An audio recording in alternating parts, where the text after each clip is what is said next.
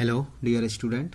Myself Lieutenant P. L. Meena, Assistant Professor, Department of Chemistry, MSJ college Bharatpur. प्रिय छात्रों, BSc part first के अंतर्गत जो कि हमारा कोवेलेंट बॉन्ड चैप्टर चल रहा है, उसमें आज हम आगे आपको पहले हम संकरण पढ़ रहे हैं अभी, तो उसमें sp, sp2, sp3 संकरण पढ़ चुके हैं। अब आज हम आपको dsp2 संकरण पढ़ेंगे। dsp2 हाइब्रिडाइजेशन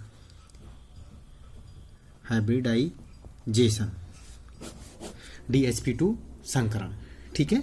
dsp2 संकरण, तो dsp2 संकरण थोड़ा सा पढ़ लेते हैं इसके बारे में। जब एक परमाणु का एक डी कक्षक, एक एस कक्षक एवं दो पी कक्षक मिल करके एक डी, एक एस और दो पी कक्षक मिलके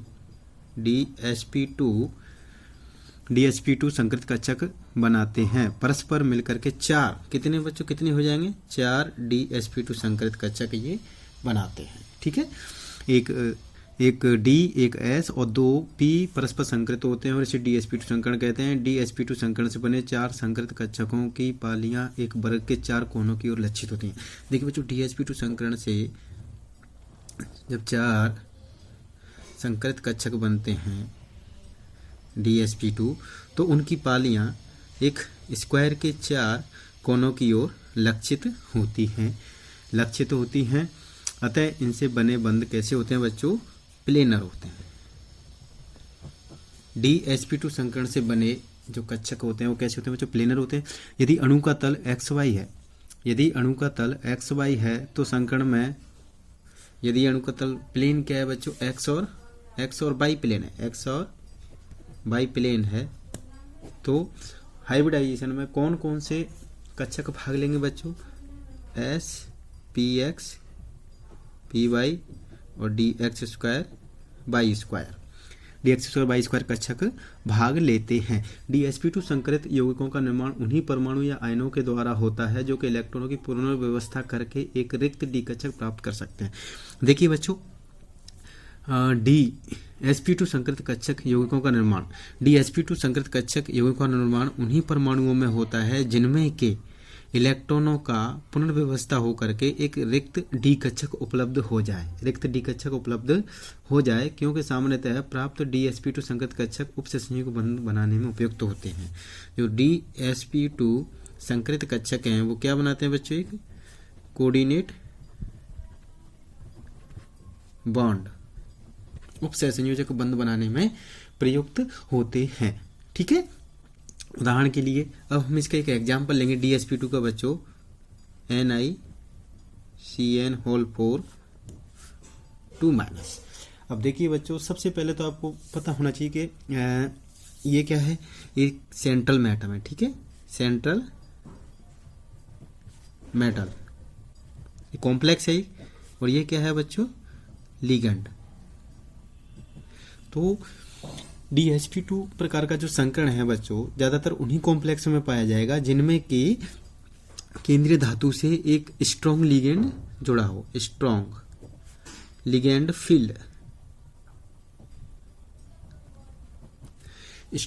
फील्ड जुड़ा हो।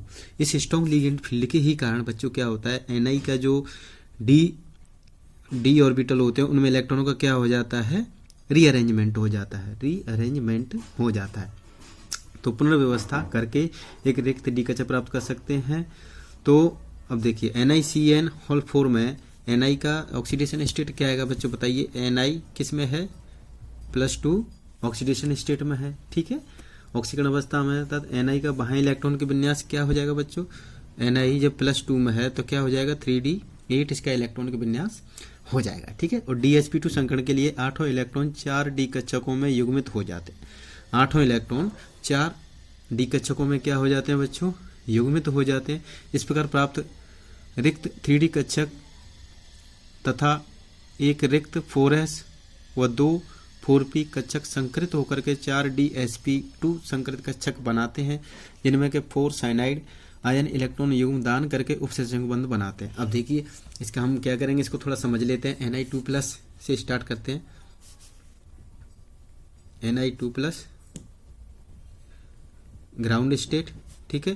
ग्राउंड स्टेट में बच्चों इसका क्या इलेक्ट्रॉन का विन्यास आएगा, पहले हम 3D 1 2 3 4 1 2 3 4 5 डी ऑर्बिटल में 5 सब डी ऑर्बिटल होते हैं, ठीक है।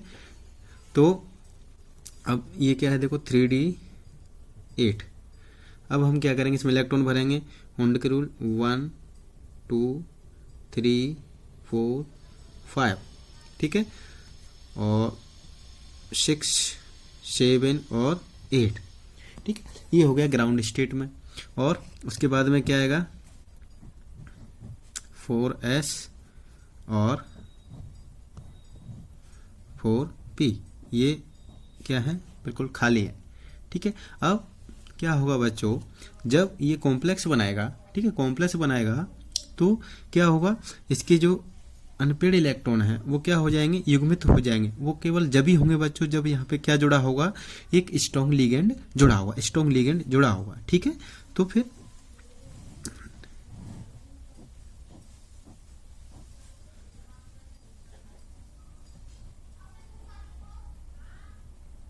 और ये इस प्रकार से ये खाली ऑर्बिटल हमको प्राप्त हो गया, ठीक है। तो इसको हम कहेंगे DsP2 संकरण, ठीक है, DsP2 संकरण।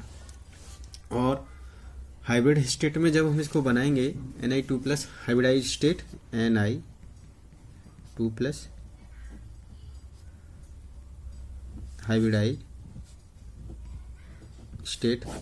हाइब्रिडाइज स्टेट में जब हम इसको बनाएंगे तो फिर वही बॉक्स डायग्राम,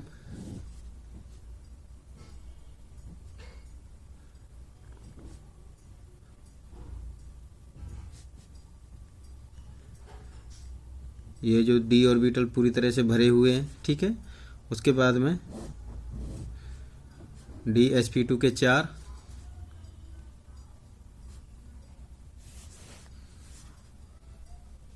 और इससे क्या बंधे होंगे बच्चों, Cn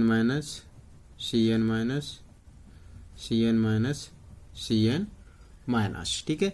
ये 4 उपसंयोजक बंध बन गए। और उसके बाद में ये खाली क्या रह जाएगा आपके पास में, px ऑर्बिटल, ठीक है। तो इस तरह से एक NiCN का होल 4 ये स्ट्रक्चर प्राप्त होती है। और स्ट्रक्चर तो मैंने बता ही दिया है तुम्हें, ये इस तरह का, यहाँ पे क्या होगा बच्चों, बीच में निकल होगा, ठीक है। और यहाँ पे क्या होंगे, साइनाइड आयन,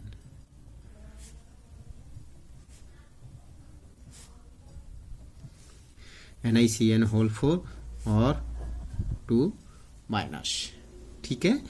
स्क्वायर, इसको क्या कहेंगे बच्चों, इसकी ज्योमेट्री क्या होगी, स्क्वायर प्लेनर।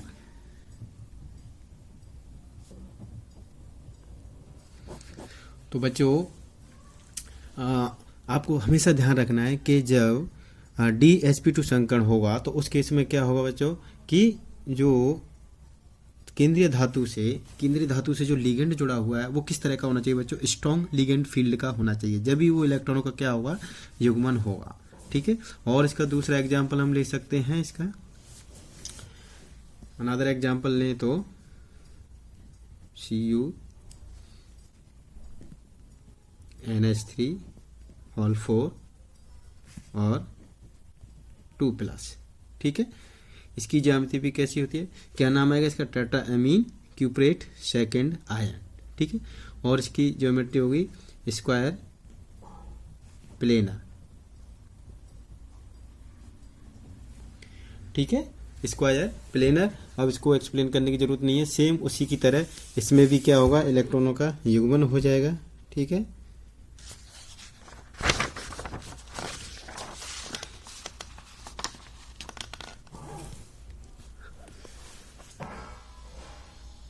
अब नेक्स्ट पढ़ेंगे बच्चों हम इसी श्रृंखला में DsP3 संकरण। तो नाम से ही पता चल रहा है बच्चों, एक क्या होगा, एक डी होगा, एक एस कक्षक होगा और 3 पी कक्षक होंगे। 1 2 3 5 5 DsP3 संकरित कक्षक ये बनाएंगे। 5 DsP3 संकरित कक्षक बनाएंगे। एक डी, एक एस तथा 3 पी कक्षक मिश्रित होकर के 5 DsP3 संकरित कक्षक बनाते हैं। अणु की ज्यामिति मुख्यतः डी कक्षक पर निर्भर करती है। अब इस तरह के जो मॉलिक्यूल हैं बच्चों, उनमें अणु की ज्यामिति किस पर निर्भर करती है, अणु की डी कक्षक कौन सा पार्टिसिपेट कर रहा है, ठीक है, या DZ स्क्वायर कर रहा है या फिर दो तरह के ये डी ऑर्बिटल यहाँ पे होते हैं, एक तो DZ स्क्वायर होता है और DX स्क्वायर बाई स्क्वायर। किस तरह का कौन सा डी कक्षक इस प्रकार के संकरण में भाग ले रहा है उसके आधार पर हम इसको बताते हैं, ठीक है। यदि DZ स्क्वायर संकरण में भाग लेता है तो ज्यामिति क्या होती है बच्चों, ट्राइगोनल बाई पिरामिडल। इस केस में क्या होगा, ट्राइगोनल बाई पिरामिडल, ठीक है। यदि यहाँ ये डी वाला DZ स्क्वायर होगा तो ट्राइगोनल बाई पिरामिडल होगी, और यदि ये DX स्क्वायर बाई स्क्वायर होगा तो इसकी ज्यामिति कैसी होगी, स्क्वायर पिरामिडल होगी। कैसी होगी बच्चों, स्क्वायर पिरामिडल ज्यामिति होगी, ठीक है। अब इनके हम एक एक एग्जाम्पल ले लेते हैं। सबसे पहले ट्राइगोनल बाई पिरामिडल, ठीक है, ट्राइगोनल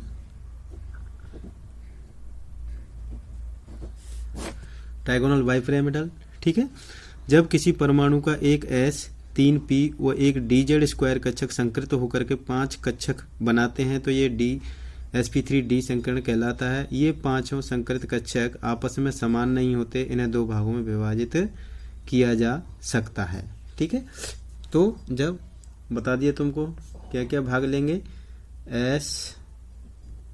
एक S plus 3P plus 1 DZ square कक्षक यदि भाग लेते हैं, इनको कहते हैं बाह्य कक्षक, ठीक है। या फिर और भी जो कॉम्प्लेक्स होते हैं, एक तो होते हैं बच्चों लो लेवल और एक हाई लेवल, ठीक है। तो इनको हाई लेवल वाले कॉम्प्लेक्स कहते हैं। इनमें जो लिगेंड होगा वो कैसा होगा, वीक लिगेंड फील्ड होगा, ठीक है। तो अब इसको भी दो कैटेगरीज, दो भागों में डिवाइड किया गया है। एक तो equatorial hybrid orbital,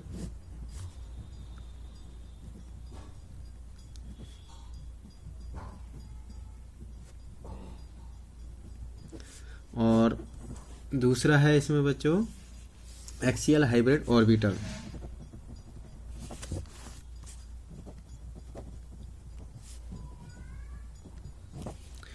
equatorial hybrid orbital और एक्सियल हाइब्रिड ऑर्बिटल, ठीक है। सबसे पहले हम पढ़ेंगे इक्वेटोरियल। इसमें 3 समान संकरित कक्षक होते हैं जो कि एक समबाहु त्रिभुज के तीनों कोनों की ओर 120 डिग्री कोण पर अविन्यासित होते हैं तथा इन कक्षकों को भूमध्य संकर कक्षक तथा इससे बने बंध को इक्वेटोरियल बॉन्ड कहते हैं, ठीक है। तो इस तरह का देखिए, इस तरह का एक एग्जाम्पल है कि इसमें क्या होता है कि जो 3 ऑर्बिटल्स हैं वो एक ट्रायंगल के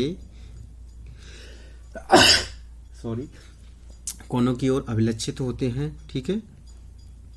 ये परपेंडिकुलर हो गया और इनके बीच में एक कितने का डिग्री है, 120 डिग्री का एंगल होता है। तो इनको तो हम कहेंगे बच्चों इक्वेटोरियल हाइब्रिड ऑर्बिटल, और इसको हम कहेंगे एक्सियल हाइब्रिड ऑर्बिटल, ठीक है। अब एक्सियल हाइब्रिड, इसमें 2 समान कक्षक होते हैं जो कि भूमध्यीय संकर कक्षकों के तल से 90 डिग्री का कोण बनाते हैं। देखिए ये प्लेन में है एक ट्रायंगल, ठीक है। तो इनको तो हम कह दिया एक्सियल। ये जो 3 बन रहे हैं इनको हमने क्या कह दिया, इक्वेटोरियल, और ये प्लेन में, और ये वाले और ये एक प्लेन के ऊपर है और एक प्लेन के नीचे है। तो ये वाला जो कक्षक है इन वाले कक्षकों के साथ में कितने का एंगल बनाएगा, 90 डिग्री का, ठीक है। इस प्लेन के साथ में ये 90 डिग्री का एंगल बनाएगा और ये आपस में एक दूसरे से कितने का बनाएंगे, 180 डिग्री का एंगल बनाएंगे, ठीक है। तो इस संकर्ण व संरचना को समझने के लिए हम एक एग्जाम्पल लेंगे बच्चों। वो एग्जाम्पल है P PCl5 फास्फोरस पेंटाक्लोराइड। इस संकरण व संरचना को समझने के लिए हम PCl5 का उदाहरण लेते हैं। फास्फोरस की निम्नतम अवस्था में केवल 3 अयुग्मित इलेक्ट्रॉन हैं, अतः PCl5 निर्माण के लिए यह परमाणु 3s से एक इलेक्ट्रॉन को 3d कक्षक में स्थानांतरित करके 5 अयुग्मित इलेक्ट्रॉनों वाली उत्तेजित अवस्था में आ जाता है और sp3d संकरण करके 5 संकृत कक्षक उपलब्ध करवाता है। ठीक है, और जिसमें कि एक एक इलेक्ट्रॉन उपस्थित होता है। ये पांचों इलेक्ट्रॉन 5 क्लोरीन के साथ युग्मित होकर के PCl5 का निर्माण करते हैं। इसको थोड़ा डायग्राम के द्वारा हम समझ सकते हैं।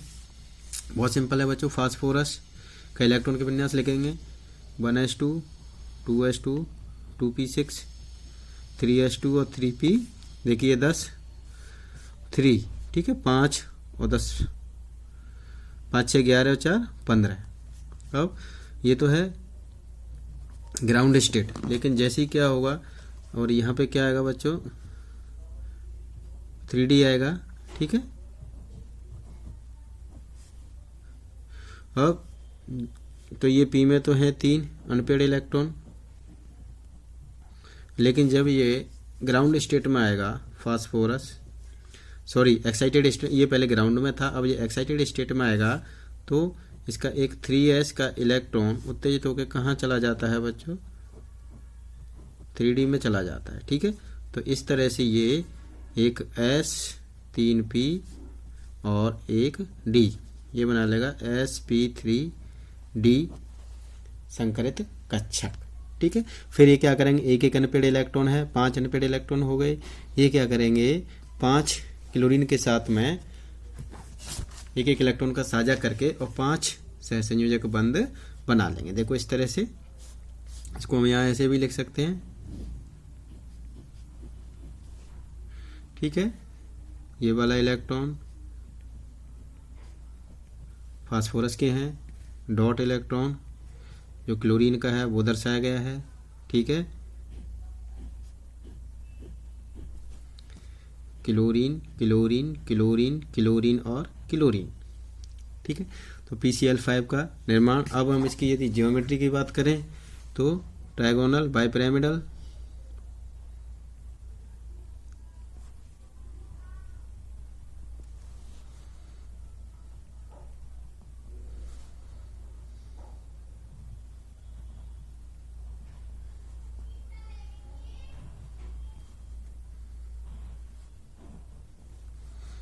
Chlorine chlorine chlorine chlorine chlorine. देखिए बच्चों यहाँ पे ये वाला जो एंगल है ये है 120 डिग्री। ठीक है, और ये क्या है, एक प्लेन है। ट्रायंगल कहाँ है, प्लेन में। ये वाला क्लोरीन, ये वाला क्लोरीन, ये प्लेन के ऊपर है ये वाला क्लोरीन, और ये क्लोरीन प्लेन के नीचे है। ठीक है, तो ये वाला ऊपर वाला क्लोरीन इस प्लेन के साथ में यहाँ कितने डिग्री का बनाएगा 90 डिग्री का एंगल, और ये जो आपस में जो बनाएंगे क्लोरीन क्लोरीन, यहाँ कितने का बॉन्ड एंगल होगा 180 डिग्री। ठीक है, इसको कहते हैं हम ट्रायगोनल बाइपिरामिडल स्ट्रक्चर। ठीक है, त्रिकोणीय द्विपिरामिडीय संरचना। अब हम इसका दूसरा पढ़ेंगे, वो क्या था, वो था स्क्वायर पिरामिड। ठीक है, स्क्वायर पिरामिडल, तो वर्ग पिरामिडीय या फिर स्क्वायर पिरामिडल।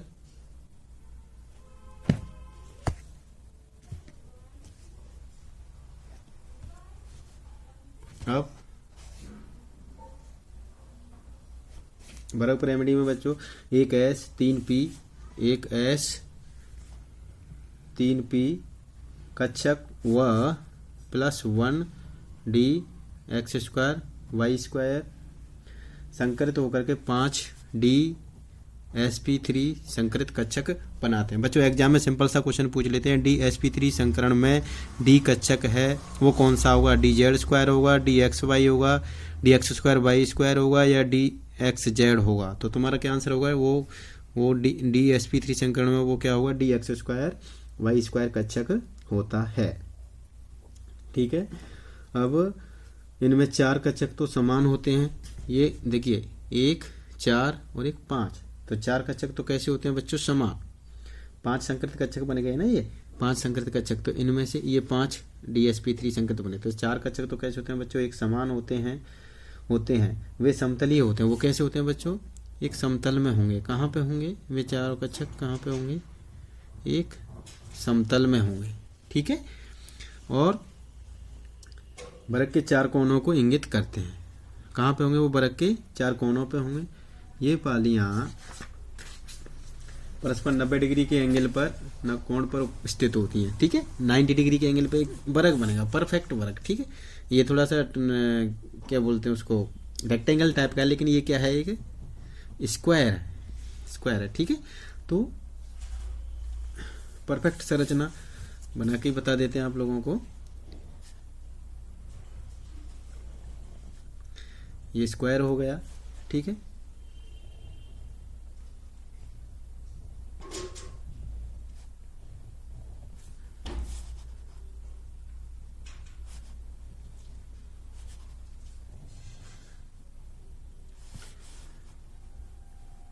ये आपस में 90 डिग्री का एंगल, और ये वाला इनके साथ भी यहाँ भी कितने का बनेगा? 90 डिग्री का एंगल बनेगा। इस प्रकार के संकरण का उदाहरण, हम इस प्रकार के संकरण का उदाहरण है NiCN का होल 5। बना के देख लेना बेटो।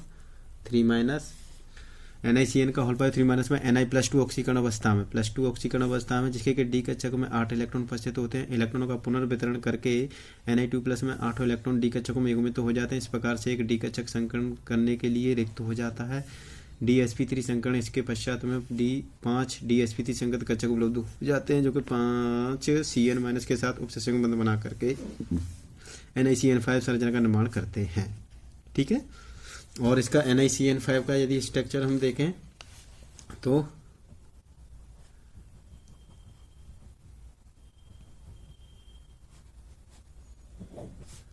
बहुत सिंपल है।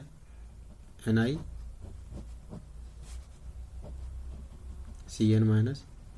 CN-,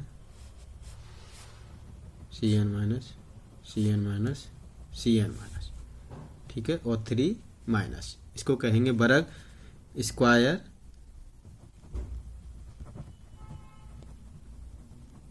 pyramidal.